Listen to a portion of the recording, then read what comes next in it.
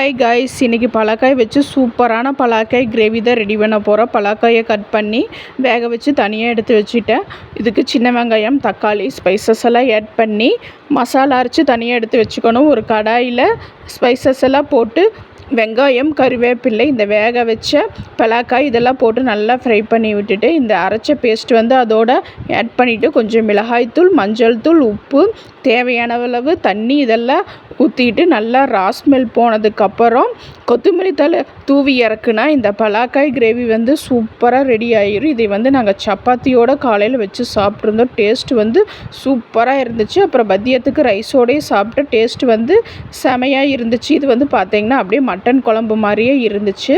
செம சூப்பராக இருந்துச்சு. வீட்டில் எல்லாருமே விரும்பி சாப்பிட்டாங்க. இது கூட நாங்கள் பன்னீர் கடாயும் கொஞ்சம் வச்சு சாப்பிட்ருந்தோம். ஓகே காய்ஸ், இந்த வீடியோ உங்களுக்கு பிடிச்சிருந்ததுன்னா லைக், ஷேர், சப்ஸ்கிரைப், ஃபாலோ எல்லாருமே பண்ணிடுங்க. ஓகே, பாய்.